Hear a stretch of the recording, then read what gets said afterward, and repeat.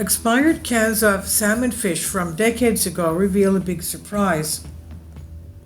Canned salmon are the unlikely heroes of and accidentally back of the Pantry Natural History Museum. With decades of Alaskan marine ecology preserved in brine and tin, parasites can tell us a lot about an ecosystem because they're usually up in the business of several species, but unless they cause some major problems to humans, historically we have not paid them much attention.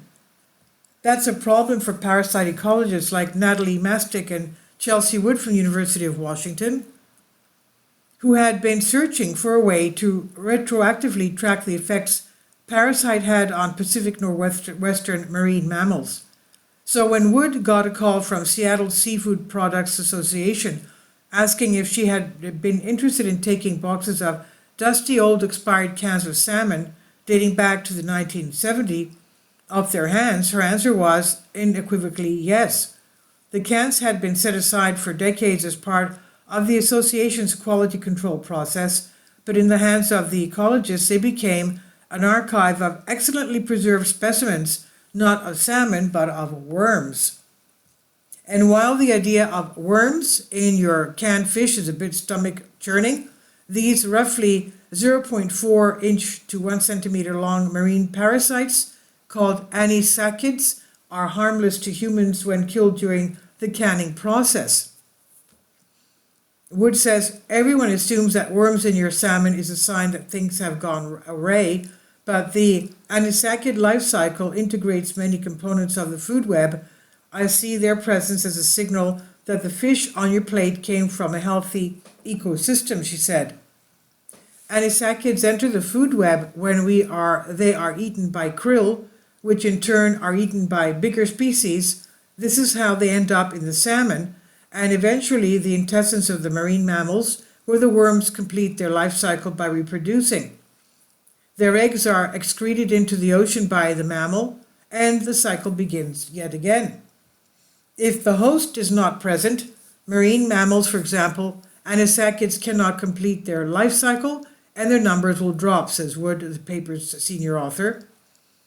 The 178 tin cans in the archive contained 4 different salmon species caught in the Gulf of Alaska and Bristol Bay across a 42-year period, 1979 to 2021, including 42 cans of chum, that's Oncorhynchus keta, 22 coho, Oncorhynchus kisuch, 62 pink, Oncorhynchus gorbucha, and 52 sockeye salmon, Oncorhynchus nerca.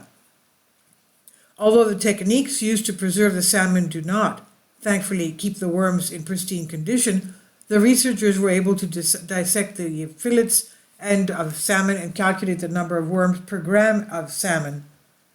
And they found worms had increased over time in chum and pink salmon, but not in sockeye or coho salmon. Seeing their numbers rise over time, as we did with pink and chum salmon, indicates that these parasites were able to find all the right hosts and reproduce. That could indicate a stable or recovering ecosystem with enough of the right hosts of anisakkids, says Mastick, the paper's lead author.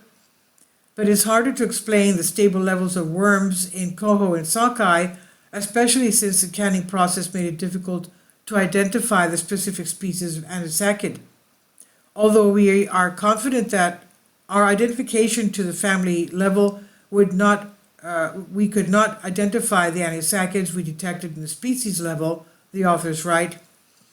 So it's possible that parasites of an increasing species tend to infect pink and chum salmon, while parasites of a stable species tend to infect coho and sockeye salmon. Mastick and colleagues think this novel approach, dusty old cans turned ecological archive, could fuel many more scientific discoveries. It seems they've opened quite a can of worms. This is published on Ecology and Evolution, and it's by Jess Cockerill on Science Alert. Please leave your comments. Thank you for your support. Kindly support my Patreon account. The daily posts are 5 videos daily, and they are totally different from what I have on my YouTube channel. Thank you so much for your support and that you find all my content so interesting. You'll find the Patreon account details in the description box below.